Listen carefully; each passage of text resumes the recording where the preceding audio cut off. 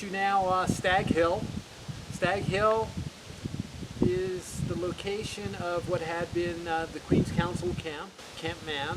It opened in 1930. At that time, there were many camps that had an eternal flame. They went by different names. The Fire of Cheer. We know of one at Camp Brooklyn in Kanawaki.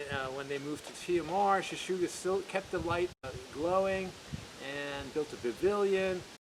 A fire would be lit on the first day of summer camp, and it would represent the joy, the cheerfulness, the friendships, that kind of bonding experience here at camp.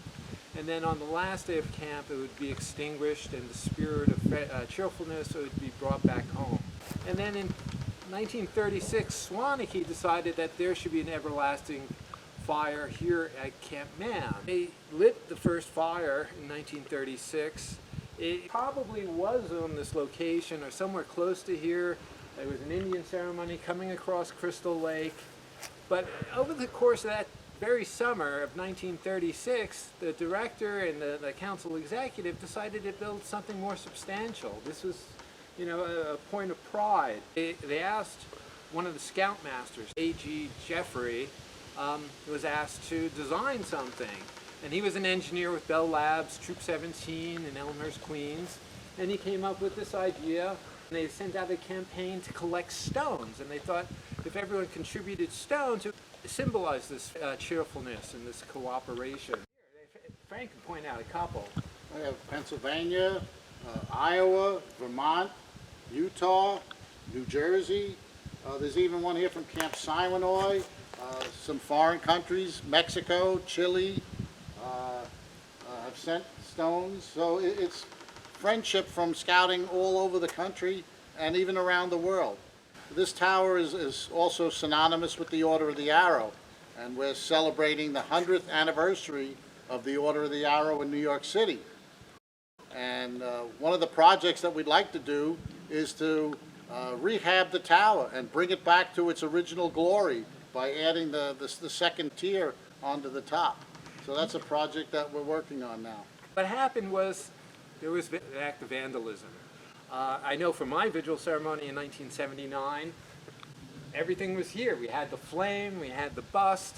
Jack used to tell this story of how it was a bust of his brother because he was a Camp Man camper in the 30s.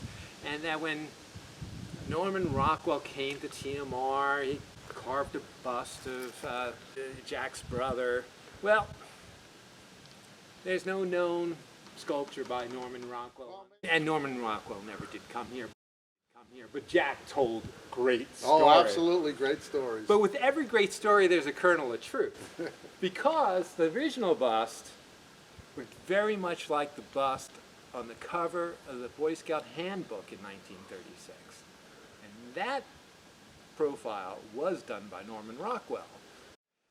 And so in '86, when Swanakee went to restore the bust with this current bust, for security reasons, I think they felt it would be more secure if it was mounted directly onto the base of the tower.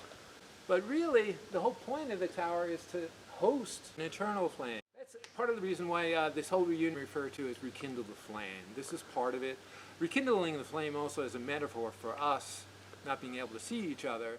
So if we look at the dedication materials, they all talk about the friendships across the reservation. And I think we're all part of the Alumni Association because of that spirit of friendship.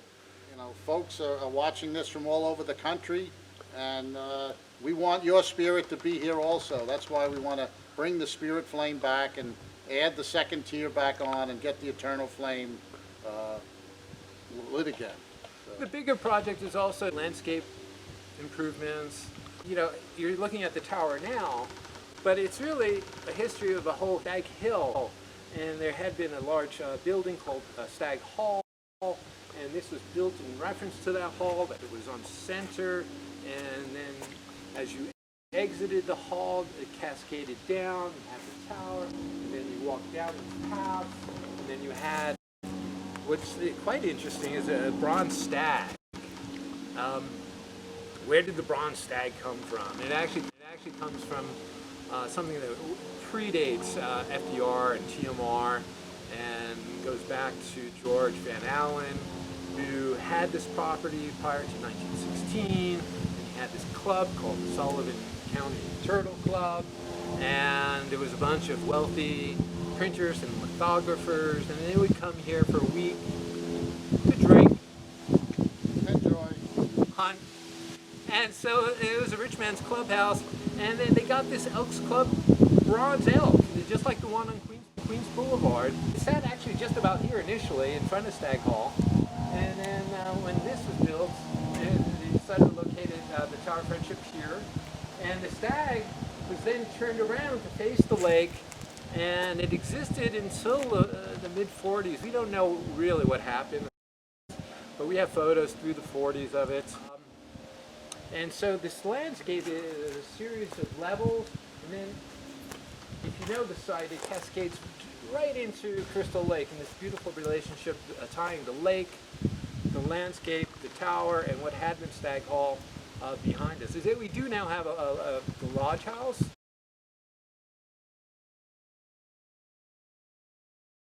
Yeah. So, yeah, thank you.